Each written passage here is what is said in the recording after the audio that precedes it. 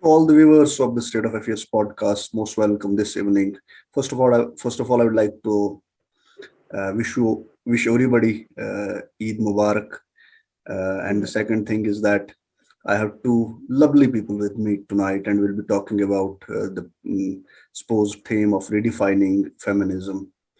Uh, there are lots of issues to be discussed, but the issue of time and issue of the proper kind of context we're talking in. We'll be touching upon different things in this podcast. Just if there is anything that's left over, we'll be talking in the next podcast, I reckon, if both the people will be accepting my invitation the way they did in the last podcast on a short notes. And also in this podcast, also both have been pretty much awfully busy with their own schedule. So, given that having been said, this podcast is about redefining feminism. I don't want to introduce both of them because both of them have been on my podcast earlier, Anushka Bhilwar and Swati Pandita. Both promising people, researchers, hard workers, and don't need any further introduction. So I'll directly rush down to the session. So, Anushka, you have been to university in Scotland, and you have had some incredible things to your credit. I'll start with you. When we're talking about feminism and redefinition of it, there has been, classical school of feminism, and normally we talk about it that we have started from scratch. But at this point in time, at the interesting crossroads of this digital empowerment and other stuff, we still do lack in certain segments, in certain dimensions. In the totality of things, we still have to graduate from most of the issues at the institutional level and both at the social level. But are there certain things that we need to actually know before we can actually start this redefining feminism? What are your thoughts on this initially? I would like to go to you, Anushka. Thank you so much for the question, Mehraj. And the topic itself is very interesting.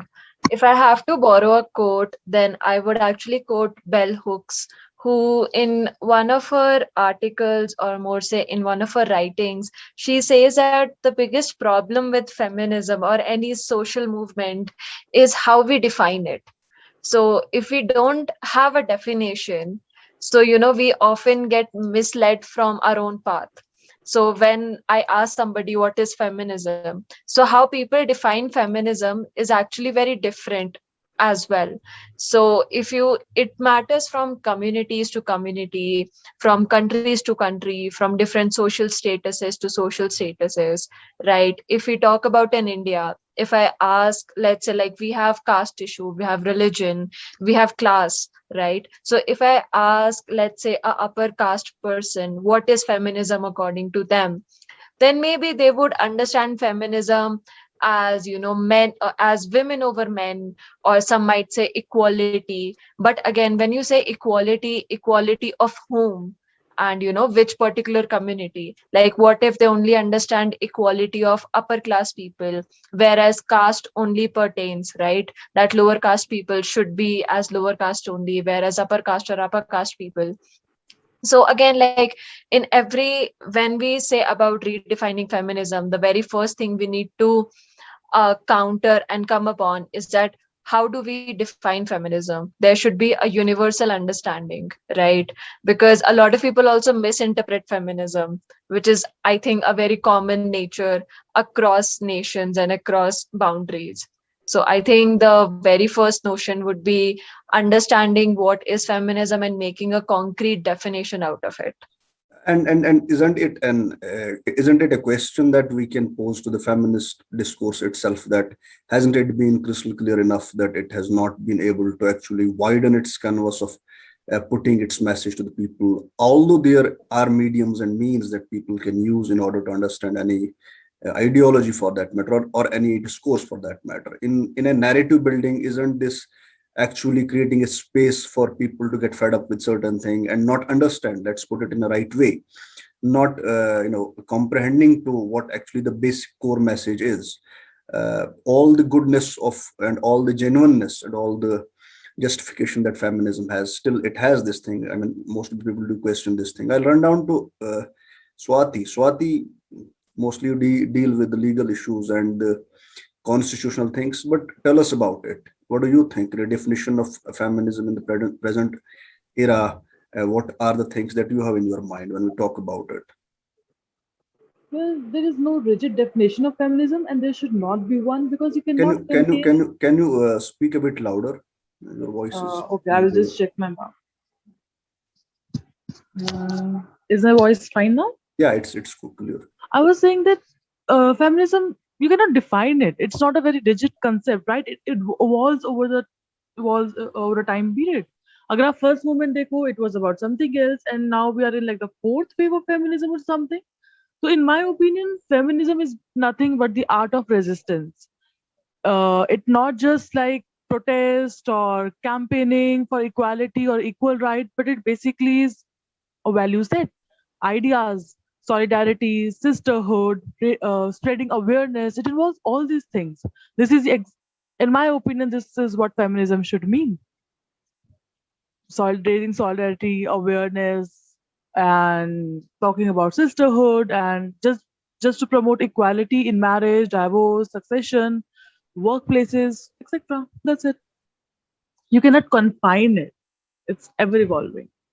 And when we talk about people who have been raising the red flags about that feminism do also suffer from this malaise of elitism. I mean, normally there is a gap still, geographical gap, cultural gap that's existing apart from whatever the digital revolution has been offering us as a society, as a civilization.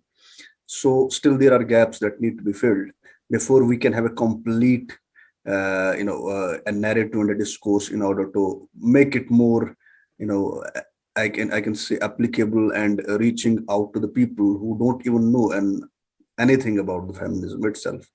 So that having been said, there are new things also, Swati, Anushka, which have been coming to the surface. Is that in the Olympic Games, you have been carving out a new thing, like creating a niche for women, also for the breastfeeding thing. And what are the things that how do you take it as a person and as a feminist? How do you take it that different things have been happening over the horizon? I'll just pick up from where I left as well, and what also Swati also said about. So, first thing about picking up from where I left, like defining feminism. Number one, the reason why it is to be there, it is to be, make a basic understanding of what the movement is about. Because a lot of, because in very layman term, feminism is just defined as that women equivalent to men, which is not the case. The case is basically equality of all, irrespective of your class, caste, gender, and any of your social backgrounds, right? So the type of opportunities that are being provided to one particular community, those opportunities need to be provided to other communities as well, irrespective of where they come from, right? So that is supposed to be a very layman definition of feminism, that equality of all, right? That we basically are breaking the patriarchal notions and the norms and creating a society which is justice to everyone. Then coming to the ever evolving issues, then I personally believe that the issues have always been there, but in the current era and with like more awareness and the type of information that is being disseminated, we are getting more aware about it, and we are now trying to speak up against it. So there have been certain things which were present in the 18th century, in the 19th century as well, which were problematic, and people knew they were problematic, but they just couldn't speak up, maybe because of lack of resources, lack of courage, or any of the social or economical problems. But now people are finding more groups where they can confine themselves, and they can talk about these issues and raise these issues even on a personal level, and they're trying to break those ceilings. So for instance, if you talk about breastfeeding, so the thing is that breastfeeding was very common and a very normal practice in many cultures. But how did it get so sexualized and problematic? has a lot of deep roots in colonialism as well. Not to just say that it's always a colonialism, but obviously it has some very deep roots in colonialism. So breast in itself, like if we come into South Asian context, like very simple example of wearing a sari is a very common South Asian dress, right? And the women at that time, when they used to wear a sari, they never wear a petticoat or a blouse. These are the new additions which were done during colonial era, right? So how did a woman's body get so sexualized that covering up was an act that was introduced, and now we are still practicing it. So a lot of these things like breastfeeding and women out going and working and everything, these were normalized in a lot of different cultures. But somehow, because of mix and change of if I have to say, exchange of ideas, we somehow degraded some of the values and adopted the new ones, which were maybe not right, and we somehow supported patriarchy in that. So that would be my stance, if I have to say. I mean, where Anushka left, I'll just put this to Swati. See, you have now that acknowledgement all across that there is level of awareness among the people created by this entire feminist discourse. I have two things to put to you. Number one, on lighter note, that if you are a feminist, you have a right. If you are not, still you have a right. So that's the one thing. Second, putting this, I mean, in the first case, I'll say that putting this ideological redundancy will, in the long run, will kind of, bar this entire discourse to actually go in the right direction. Number one. Number two is that we have been talking about this at many public places. We have been listening from the people who are believed to be feminists, genuine feminists, that we have been able to break the jinx, like Anushka said. How far do you hold it as an accurate thing, or as an accurate information? You being yourself somebody who has been putting, every day I come across your social media, you put up different things, different posts, and in a sarcastic way trying to go black and blue against every sort of nuance that's being created by people on the public platform or on social media, and even in the public dealing, you may come across things like that. How do you deal with that, about these two questions? Okay, first, I would say that we have come very far, but we have a long way to go. No movement is perfect, and same applies to feminist movements, whatever way we want to say. Feminism present day is very exclusionary, especially in India. Reason being, it is dominated by middle class people, middle class women or men also to some extent. Internet का penetration rural areas में जहाँ दलित बहुजन majority में रहते हैं बहुत कम है, तो उनका स्ट्रगल जो है वो लाइमलाइट में आता नहीं है. एक तो first, this space is dominated by middle class, class हो गया. दूसरा, caste, class and caste can overlap many times. तीसरा हमारे पास है language. there are certain dominant language which are more visible on the social media. So again, अगर आप हिंदी में कंटेंट बना रहे हो या किसी और वर्नाकुलर लैंग्वेज में कंटेंट बना रहे हो, तो उसकी विजिबिलिटी, आउटरीच बहुत कम हो जाएगी. Like lot of initiatives are taken by the feminist in Kerala, but all of the content is in Malayalam, so it does not reach the mainstream. It does not become part of the mainstream feminism in India specially. So yes, there are a lot of exclusionary things, barriers basically to inclusion, language, caste and class, digital divide we have, and we need to figure out like how to make our feminism more intersectional. Sometimes we talk about problems but we skip transgenders. They are called turfs, if I'm not wrong. Turfs are usually for the people who are transphobic, and Transphobic. just basically exclude the idea that trans people exist or they have oppression. So Yeah. Come So again on this. What's the term about? I haven't turf, really- turf, TERF. yeah. So I have seen some women who claim to be feminist, or they are to certain extent, but they're tough also in the closet. So there are a lot of things we need to work on, and we are working on that path only. Things take time. I think maybe fifth wave of feminism will be like closer to perfection. I don't know. I mean, So any ideology for that matter isn't every, anyway reaching to its Yeah. finest form and perfection. yeah, We evolve as people, we evolve as society. I believe in this thing. I believe in the dynamism of things. I believe in that piecemeal engineering because at the end of the day, you have to be realistic enough. We can just go gung ho about every goddamn patriarchal form of thing, but then at the end of the day, being away from the reality will also put us on the wrong side of things.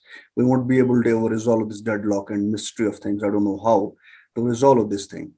And then inevitably, I mean, the first thing was that you have a right to be a feminist, and you have also a right to be not a feminist. What's your take on that, Swati? Everybody has a right, freedom of speech and expression. If they want to call themselves feminist, good. What can I say on that? Fine.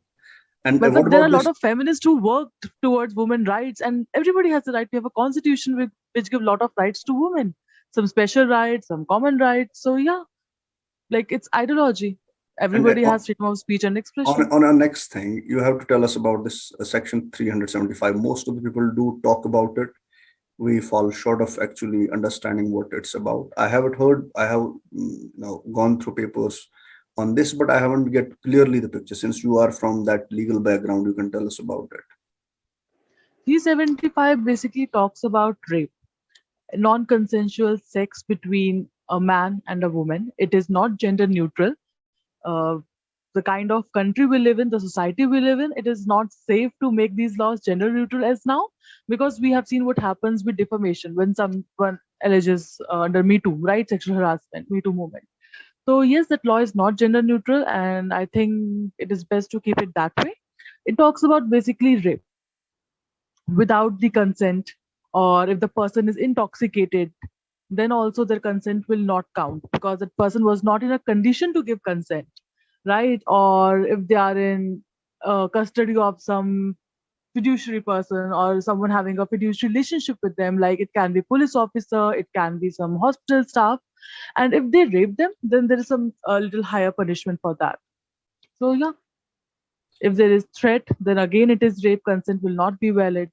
And And you talk. speaking Mhm. speaking truth before fiction, let's put it this way. Swati, you have been living in Delhi and its area around that. I mean, you tell us honestly that on the ground, what are the things that a normal girl come across on a daily basis? Have things changed? Has this entire mindset, is it just breaking from that whatever it used to be? Do we only talk about feminism in the discourses and without having our feet on the ground? So tell us about it. What are your experiences with it? My experience is that the more I talk to girls, I realize that every single woman has been raped at certain point of their life. Rape is not like, it is very common. It happens in relationship, it happens in marriage, but we don't consider it rape as long as it's not brutal, or it does not end like, it does not kill you, it does not end up like Nirbhaya wala Kand. So yeah, most of the women I came across, they have been raped at certain point. They don't talk about it. They don't realize it's rape in the first place. Dusra, what I've seen in Delhi is that apathy. Like people are not like sympathetic towards the cause of women. They still think that women like misuse these rape laws or dowry laws, and it's very common, especially in my students who are going to be future lawyers. The mindset, most majority of them think this way, that these rape laws should be gender neutral and women misuse them. And yeah, woman like gave consent in the relationship and then she withdrew it. How it can be rape? How can you withdraw consent midway? So yeah, like a lot of this feminist discourse or wokeness or awareness is limited to the internet, and it has not penetrated into a real society, the middle class man or the average school going, college going boy. I mean, that's the reality we are actually living with. Anushka, you have been to Europe, you have been to some other countries also. Tell us that what's the difference? I mean, is feminism just making inroads into the subcontinent in a very different way? Or what's the difference basically about the feminists who are in Europe, or you have come across, and the feminists who are living in the subcontinent, or the different social settings that we are actually part of? So you tell us about it.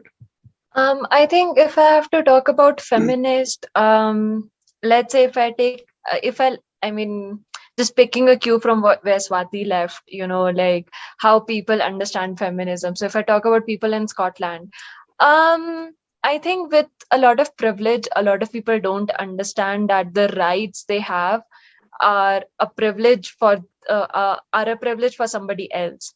So if I have to recall my instances, so talking to women who were white, who were from European descendants, or let's say from other American descendants, like particularly white women, they often used to get confused when I used to tell about how feminism in specifically South Asian context is a bit different. They used to feel like, isn't this in every other place? Like, how is this a particular constitutional right for you? Like, they used to get confused about it. So that's where I realized that a lot of things that they think are very common are privileges for us, right? Like, for example, equal pay. So in UK, they have made it a mandate to have an equal pay, and they ensure that equal pay is done and everything. In India, the mandate is there, but obviously it is still in process and it's still going on.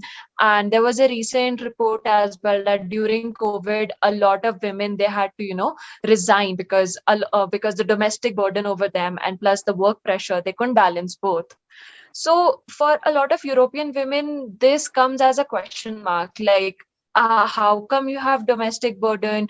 Don't you have, like, support from your partner or something, like as a house help or something? So that made me realize that, how both of our privileges work in different ways, and how also we define feminism in such different context. Because for them, feminism is very, smaller section that men equivalent to women, whereas we also have to think about other our social constructs that we have, especially in India. So that is one thing that really opened my mind a lot. And again, like, if we also talk about in terms of ideology, then the type of feminist ideology that is being taught, it is very European centric. Maybe say it as a first the first writer's privilege, that they first wrote about it, but that's also not true. It's more like, if we in every liberal arts college, when they read about what is feminism, they will always make them study some European white woman's life as a feminist theory, and what she struggled through, and how feminism disseminated all over the world. But that's not the case, right? Like, how can I, as a Indian woman, can relate to a struggles of a European woman? Like, obviously, on terms of being a woman, I can understand what harassment, what rape, or what being a woman may feel like. But when it comes to cultural notions, we are very different. So I think that is also one of the biggest I think hurdles when it comes to understanding feminism on a very global level.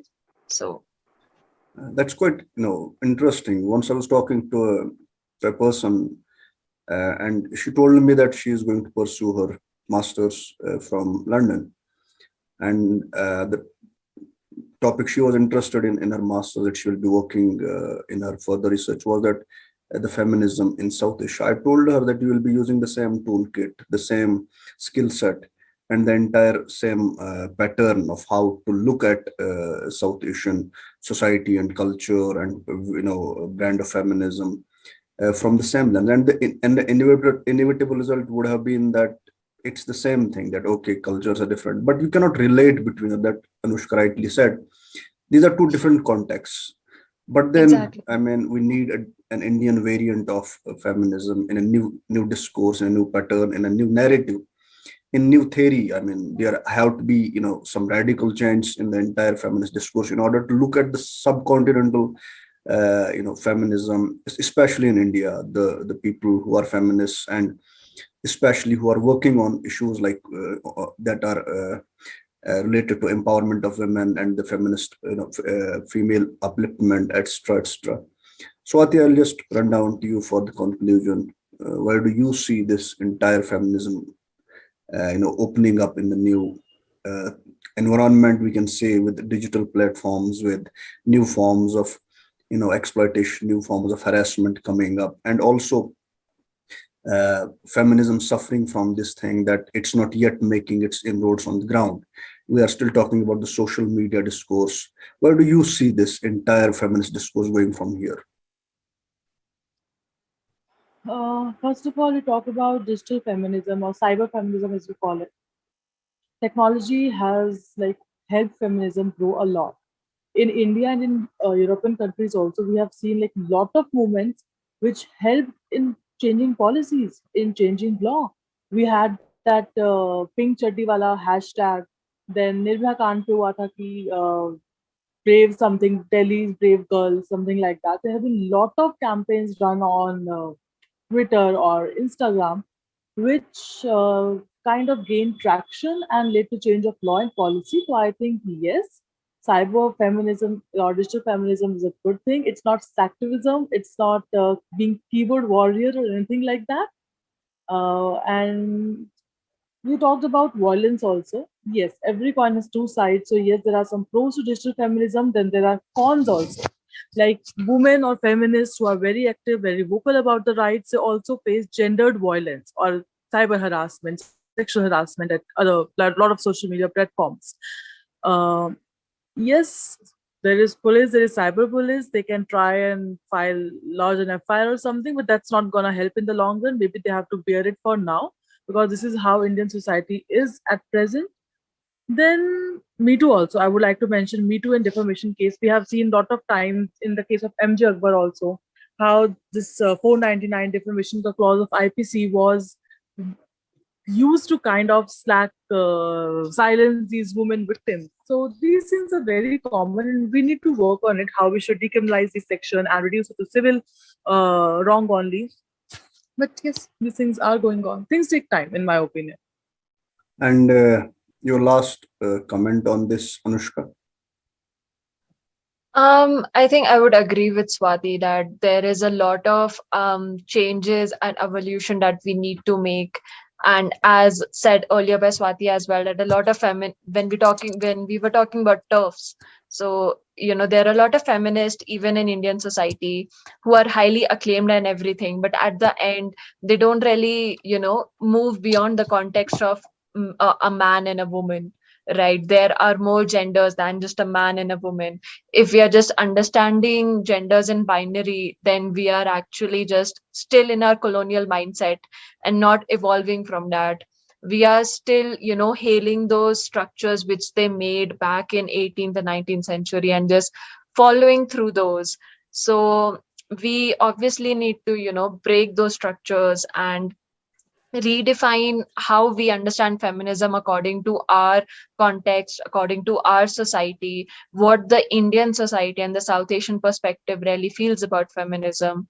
Because irrespective of how, because the thing is that when we talk about feminism and women's right, South Asian women and Middle Eastern women were the first one to actually, talk about women in equivalent to other genders, right? We were the first one to talk about gender non-binaries. We were the first one to tell the world what is a transgender community. Like a country like India, which has the largest transgender community, where even in our mythology, even in our if we go into religious text, we do have mention of transgender gods and goddesses and other creatures. So how can we highly neglect all of this and become transphobic? Because that's just not our culture. Like if we are so talking about our culture and South Asian context, then we need to go into our roots and understand how we how we used to understand gender, how we used to be, I won't say that we were a perfect society. Obviously there were shortcomings and everything which we need to work upon, but again there were the good parts as well. So if we are still in a colonial mindset, then we can't really evolve from it. So it's going to be a long way for us, and we are still in that transitioning structures, I think. We'll just keep your civilizational pledge and play about the return of things from and having an Indian perspective of feminism, and that will actually add up and add a value to the entire feminist discourse. Nothing short of it. You both joined me on a short notes. I'm out of time, and so are you. Thank you for coming over. I'll be inviting you